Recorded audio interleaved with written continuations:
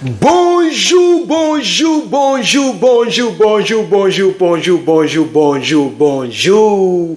Bonjour, peuple africain. Je suis toujours et toujours Herman le patriote. Herman le patriote, chers camarades, je suis Herman le patriote. Merci de me suivre sur mes plateformes. Le panafricanisme va avancer. On sera souvent touché, mais nous n'allons jamais abandonner. De ce fait, j'ai une très bonne nouvelle pour vous concernant le Niger. Une très bonne nouvelle, chers camarades. J'avais dit ici que le problème de langue, en ce qui me concerne, et ça n'engage que moi, que le problème de langue n'était pas le problème, n'était pas le but ultime pour le peuple du Niger. C'est le problème de la souveraineté militaire.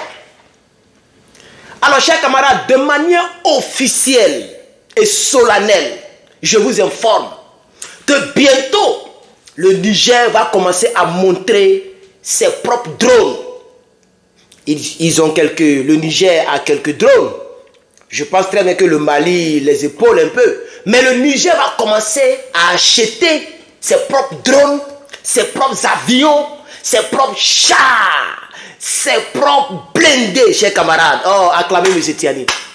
Acclamez le général de brigade, M.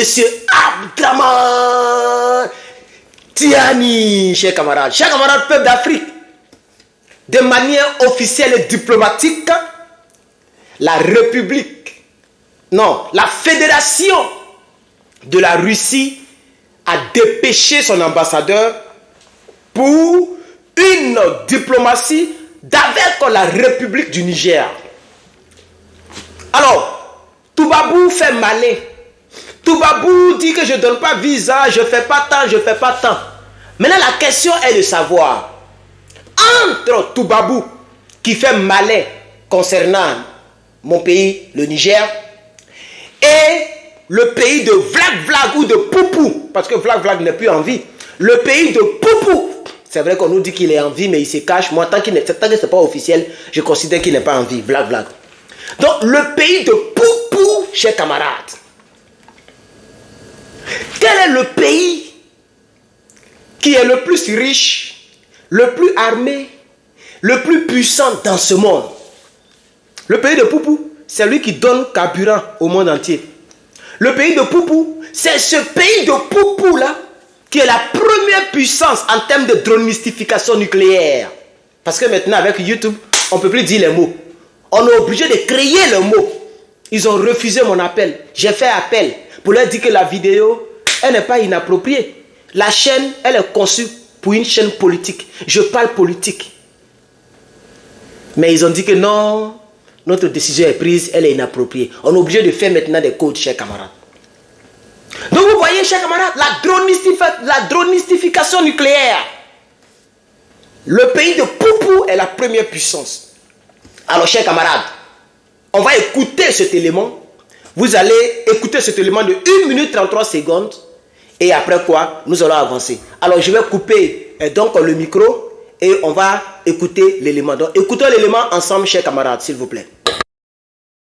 Le diplomate russe Igor Gromyko était effectivement reçu en audience par le président du Conseil national pour la sauvegarde de la patrie, chef de l'État, le général Abdraman Tiani. Ambassadeur extraordinaire et plénipotentiaire de la Fédération de Russie au Mali et auprès de la République du Niger, le diplomate a déclaré évoquer avec le chef de l'État, à sa sortie d'audience, plusieurs questions liées à la coopération entre le Niger et la Russie. Хотел бы подчеркнуть, что Республика Нигер Российскую Федерацию связывает исключительно дружеские отношения, у нас сотрудничество. Nous avons beaucoup de domaines de coopération. Je vous donne un exemple. Il y a toujours les citoyens nigériens qui ont obtenu des bourses russes pour faire leurs études aux universités russes. Et cette année, le nombre de bourses est augmenté énormément, environ 60 bourses. Mon séjour et ma mission au Niger maintenant se passent bien. Je voudrais encore une fois remercier le chef de l'État pour son temps qu'il a voulu m'accorder. Donc nous entretenons de bonnes relations d'amitié avec le Niger, tout comme avec la plupart du monde et la plupart des pays africains. Il faudrait le dire, les relations entre la Russie et le Niger se sont intensifiées fortement ces derniers temps, et cela sur plusieurs aspects. Les deux pays envisagent désormais de développer davantage cette relation de coopération. Les deux pays envisagent désormais de développer cette relation de coopération, chers camarades. En français, terre à terre, ils vont commencer à s'échanger les vrais oui, les vraies choses, chers camarades. Désormais, et très bientôt, vous allez voir que le Niger sera aussi une puissance militaire comme le Mali et le Burkina Faso. Chers camarades, parlant du Burkina Faso, comme je l'ai dit dans la vidéo précédente où je disais mon ras-le-bol à YouTube, le Burkina Faso est en train de prendre de l'ascenseur. Regardez le défilé. Le défilé était de taille, chers camarades. Le défilé était de taille, chers camarades. Et puis, le Burkina Faso a changé le chef d'état-major de la gendarmerie.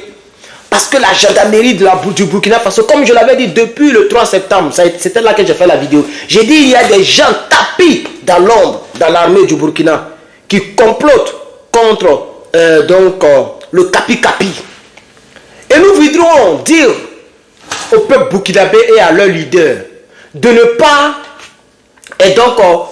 voiler la suite de l'enquête. Il faut rendre public les noms de manière officielle. Parce que jusqu'à preuve du contraire, je n'ai pas encore vu sur une page officielle ou à la télévision officielle du Burkina Faso nous dire les noms. C'est sur les réseaux sociaux que nous avons tous ramassé les noms. Moi-même, on m'a envoyé la liste de ces 4 personnes que nous avons citées. Mais s'il vous plaît, la note officielle du Burkina Faso que j'ai lue, cette note dit que oui, il y a des personnes qui ont été appréhendées. Il y a d'autres qui sont en train de courir, qui sont en train de fuir. Mais le procureur militaire doit être chargé du dossier, etc. etc. C'est de ça que je me rappelle un peu, de manière officielle.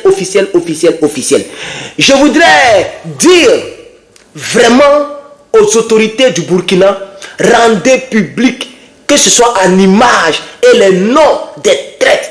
Et les traites doivent être traités comme des traites, chers camarades. Pas forcément, comme je l'ai vu dans certains commentaires de mes followers, qu'il faut les fusiller, les mettre au poteau. Non, c'est pas ce que moi je dis en tout cas. Mais il faut que les traites soient connus et qu'ils soient appelés traites. Voilà ce que je dis. Et que la loi s'applique dans toute sa rigueur concernant les traites de la République de mon pays, le Burkina Faso, chers camarades. Voilà. Donc, chers camarades, le Liptako Gourma se porte bien. Le AES ou l'AES se porte bien. L'Alliance des pays du Sahel se porte bien, chers camarades. Non, l'Alliance des États du Sahel, comme on dit AES, se porte bien cette alliance, chers camarades. Et aujourd'hui, c'est-à-dire vous, ça sera hier, puisque vous allez voir cette vidéo demain. Donc, je vais faire comme si je suis avec vous demain. Sinon, que pendant que vous serez en train de regarder cette vidéo, je serai sur le campus en train de poursuivre les études. Alors, donc, on va dire hier, c'est-à-dire le mercredi, M. Tiani a reçu l'ambassadeur de la Fédération de la Russie, le pays de Poupou, et ils ont échangé. Et je pense que le général Tiani est un homme sage qui va se pencher directement sur les besoins en urgence du Niger, c'est-à-dire qui est de s'armer solidement.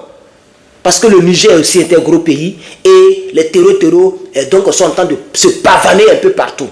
Il faut les traquer jusqu'à dans leur retranchement. Quand ils veulent venir au Burkina, ils vont être dronistifiés. Quand ils veulent aller au Maki, Assimi Goïta les attend là-bas. Et on va voir où ils vont partir. Puisqu'ils n'iront pas dans les pays hostiles à Toubabou. Vous savez très bien que les pays hostiles à Toubabou n'ont pas de terreau. Mais le Mali, le Burkina, le Niger font frontière à tous ces pays-là, de terreau là, par exemple, à tous ces pays de Toubabou, je veux dire, les pays hostiles à Toubabou, les pays qui obéissent à Toubabou.